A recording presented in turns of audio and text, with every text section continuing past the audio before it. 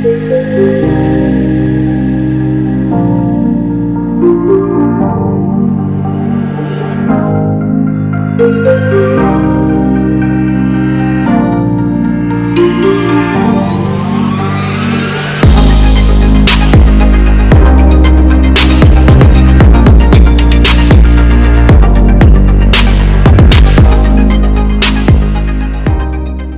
real estate sector is one of the most recognized industries across the globe.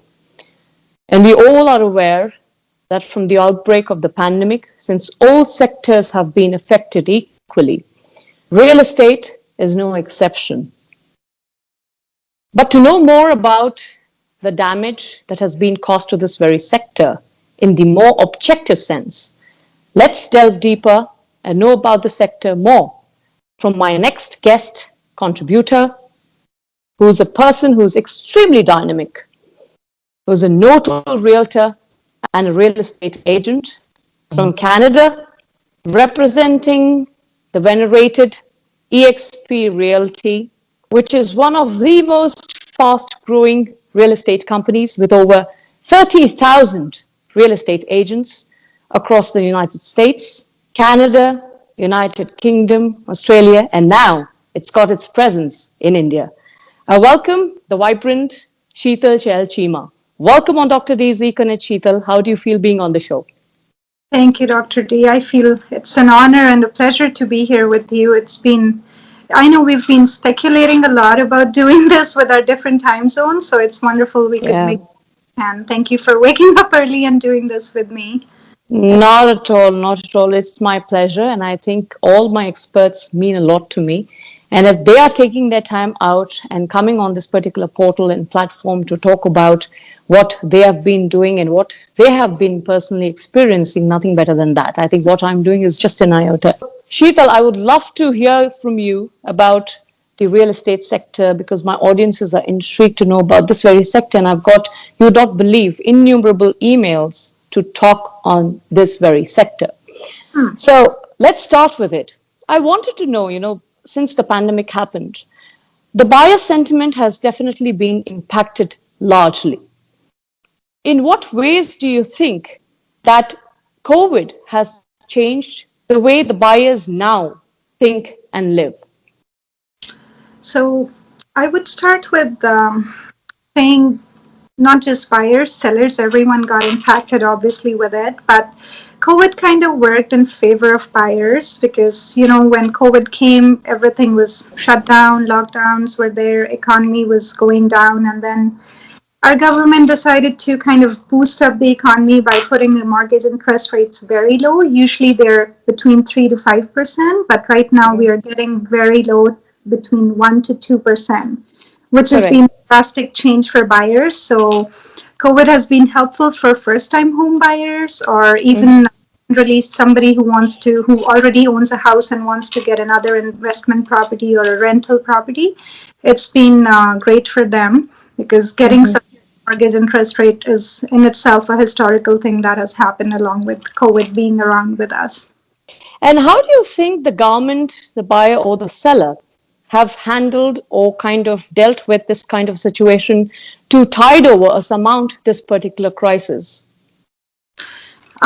Mostly it was the government that was motivating people to go out and buy properties by putting the mortgage interest lower. But at the same time, I understand that sellers were understanding the situation. They knew the competition out in the market with having more demand, and then people wanted to make sure they're pricing their property right. So sellers were understanding, they had that patience to go a little lower and then be able to sell it off faster because the competition is really tough. When you're a seller, you want to make sure your house gets sold quicker. And government obviously has helped the whole of Canada by putting the interest rate really low at this point, which has been very helpful as well. Okay. How have you served your clients differently as compared to the other, realtors in the city? Dr. D, what I usually say, it's not always about just working with your client. It's more about building relationship with them. So absolutely. It's for me, it's been more of a thing where I try to understand my client, their lifestyle, their family, and what they need in a house and where they need to be placed in a community. If they need to be close to schools, hospitals, or different kind of aspects with their lifestyle. I try to consider everything and then put them out in the community that works best for them within their price or the budget that they usually give me. I Okay. also go to their construction phases. Usually, Mm. some just get them a house and they're out of their lives, but I like to have that constant relationship with them, wish them on their birthdays, anniversaries, um, Mm-hmm. home inspections, and whatnot. Like, I just try to be there anytime and every time they need me, or I feel that I can go and do something extra for my clients. So I try to build Yeah. that relationship, which would go on longer than just buying or selling their house. Absolutely. I think clientele relationship is the foundation and the very basis of building anything beyond that. True. After this, I wanted to know with, with the pandemic permeating in, the very style of, or you could say the culture of work from home began, which is, abbreviated commonly as the WFH. Do you think, or in your opinion, developers would now look to capitalizing on this very trend of work from home? Definitely. That's been a big change, not just in real estate. I think it's been in most of the companies from what I know. Like my husband's in a different work sector altogether. He's not into real estate. He's been working from home since the COVID hit us here. In Canada, it started spiking in March 2020. Okay. Mm-hmm. Lots of my friends and family in different sectors, they all got the opportunity to work from home. So I do see Mm-hmm. the productivity has gone up too because you're saving so much of your commute time to work in home all day long. It's Right. Right. so if you're happy, you'll produce better results. So Mm.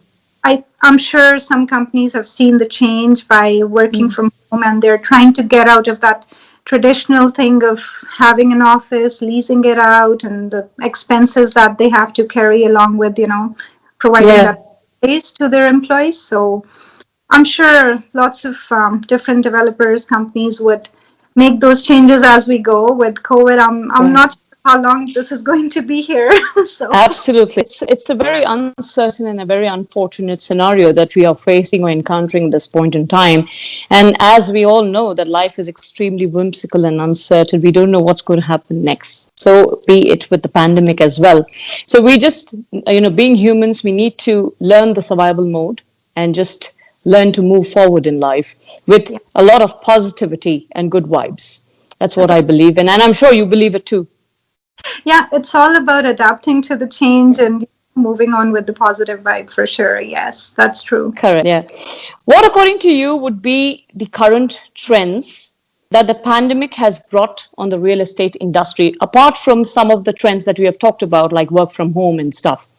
I'll start with what I did is I joined EXP for the same reason because they were the Mm. only brokerage at that point who was actually providing work from home remotely from wherever, not just home. It could be anywhere. I could be sitting on my holiday spot somewhere down in another province or city, and I could be working from there remotely. So I think it's been one of those things where people are trying to keep that physical distance along with keeping the mutual understanding and making Yeah. things work out. So we've started doing more of virtual tours instead of going out and doing the showing of the home. So we've Yeah. installed cameras in the house. We're doing virtual tours for people to have a look at. They don't really literally have to go inside the house anymore.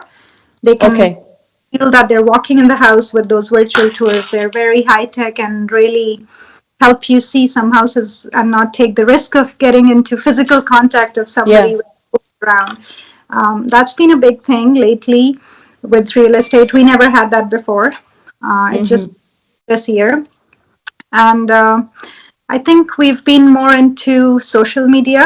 We've been Yeah. advertising more through the social media rather than those Yeah. bus bench rents that people have. They used to have their advertisements on bus benches or Yeah. billboards. Billboards.